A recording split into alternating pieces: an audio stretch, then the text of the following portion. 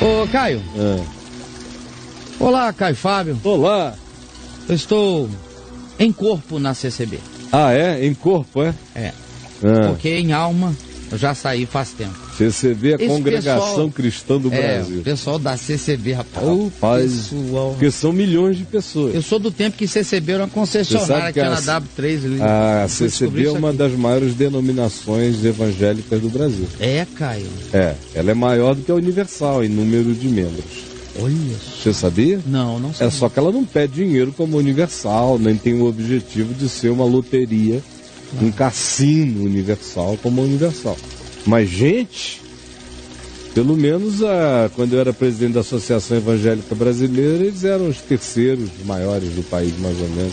Cerca de 5 milhões, 6 milhões de indivíduos. Na frente estava a Presbiteriana e a Assembleia? Não, a Presbiteriana vem lá na rabeira. É pequenininha. Pequenininha perto dele. Na frente vinha a Assembleia de Deus, a Convenção Geral.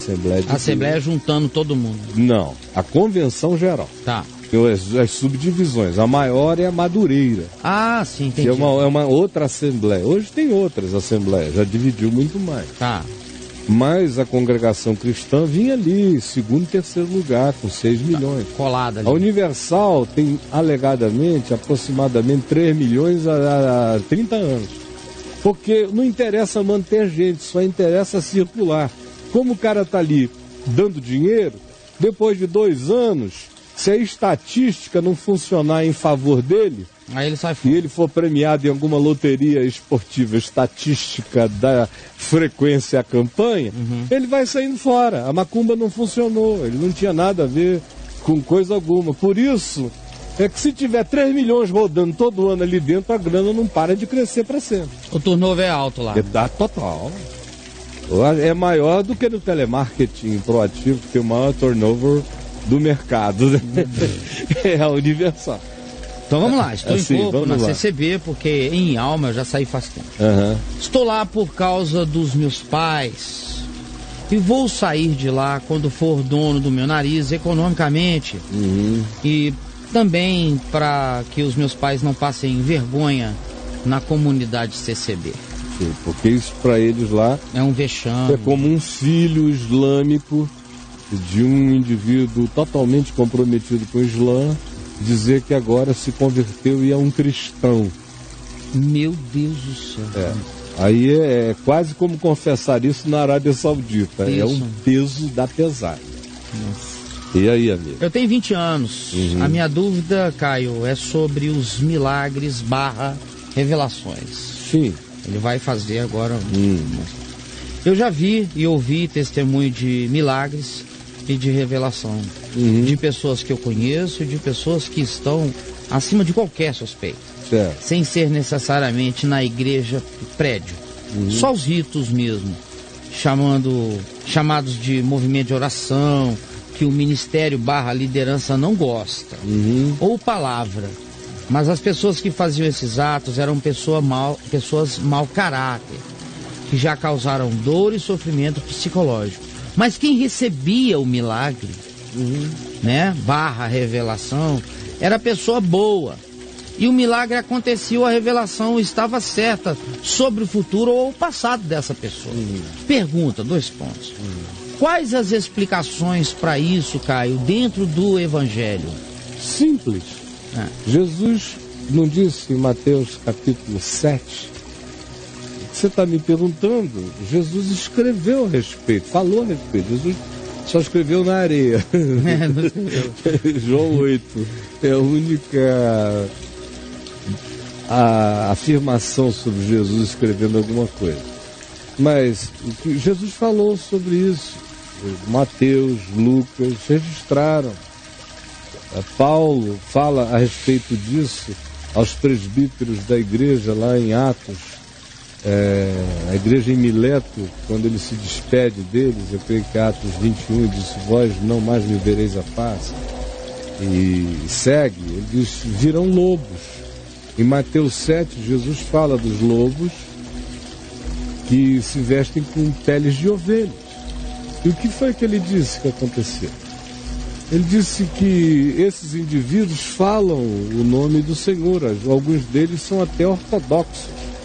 nas suas afirmações sobre o fato de que Jesus Cristo é o Senhor, Senhor, Senhor, Senhor, o Senhor, nem todo que me diz Senhor, Senhor. Alguns deles, Jesus disse que fazem profecias. E Jesus não disse que a profecia não se cumpriu. O falso profeta é falso profeta antes de qualquer coisa, não porque a sua profecia não venha a se cumprir. Ele é falso profeta por quem ele é, porque o caráter dele é falso, é mentiroso, porque a natureza dele não é convertida, porque a intenção dele não é boa, porque o espírito dele é manipulador, porque a vontade dele é controladora. Não é pelo que ele disse ou não disse necessariamente, é também. Mas nem todo aquele que é um mau caráter está ensinando coisas erradas. Tem gente ensinando coisas certas. O indivíduo é que é totalmente errado em si mesmo. Agora, o outro que ouviu dizer coisas certas e creu nas coisas certas, não tem nada a ver com o caráter distorcido do modo desse indivíduo viver. Foi acerca desses que Jesus disse: fazei o que eles dizem, mas não façais o que eles falam. Então eles às vezes dizem coisas corretas, eles profetizam coisas muitas vezes que o indivíduo que recebeu, creu, saiu para viver e encarnou, aproveitou, recebeu, experienciou aquilo como realidade. Jesus também disse que eles operariam milagres. E não disse operarão falsos milagres, disse operarão milagres. Aí por que isso acontece? Bom, essa pergunta só existe na sua cabeça por causa da religião. Porque foi a religião que ensinou a você a pensar na perspectiva das lógicas de causa e efeito. Como se o mundo espiritual e o reino de Deus seguisse as lógicas do universo newtoniano de causa e efeito. Jogou para cima, cai. A toda ação corresponde a uma reação equivalente. Todas essas coisinhas que regem o ambiente da nossa existência, do nosso cotidiano. Não, o reino e o mundo espiritual não é assim. Ele não acontece com instantaneidades de causalidade. Às vezes o que você está fazendo aqui vai ser colhido muito tempo depois de uma outra forma e de outra natureza. Será a colheita, mas será conforme a equivalência daquela proporção, justiça e realidade. Mas o modo como chega nem sempre é igual. Então, preste atenção nisto.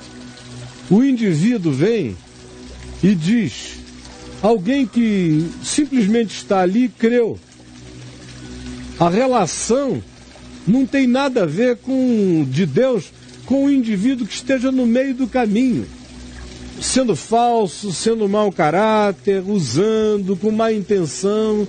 Não, absolutamente não. Se fosse assim, quem seria abençoado com qualquer que fosse a participação humana neste planeta?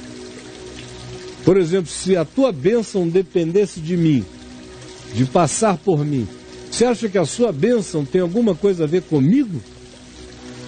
Não. O bem-aventurado sou eu, se não enganar você. Bem-aventurado sou eu, se crer com verdade na palavra da verdade. O bem-aventurado sou eu, se o grande milagre da minha vida for me manter com integridade em Deus e diante do meu próximo. O grande milagre sou eu, andar quebrantado diante de Deus. Esse é que é o milagre. Agora, eu estar pregando e você ser curado, não tem nada a ver comigo. Eu estar dizendo a verdade, ela está transformando a você, não tem nada a ver comigo. A verdade é dela mesma. A verdade é uma pessoa, ela não pertence a ninguém. E imagine só, se para que Deus abençoasse um ser humano que estivesse na linha de passagem no processo da comunicação, tivesse que ser um cara ilibado, absolutamente ilibado em todas as dimensões da vida, ninguém seria abençoado a partir de ninguém. Ninguém. Pois não há nenhum justo. Agora, quando se trata de um lobo vestido de ovelha, é pela mesma razão. É Deus lidando com a Dona Maria, com o seu João, com o Alexandre, com a Graça, com a Wanda, com a Marta. É Jesus lidando direto com as pessoas, todo dia, o tempo todo. Passando por cima do macumbeiro, passando por cima do pastor, passando por cima do padre, passando por cima do monge, passando por cima do feiticeiro, passando por cima do suposto mediador, passando por cima de tudo e abençoando os indivíduos, apesar dos intermediários, apesar das religiões, apesar das estruturas. Sempre foi assim, sempre será assim, nunca foi de outro modo, nunca será de outra forma. Você crê nisto? Valendo o Evangelho, que a clareza desse discernimento vai inundar seu coração para sempre. Um grande beijo, meu amigo.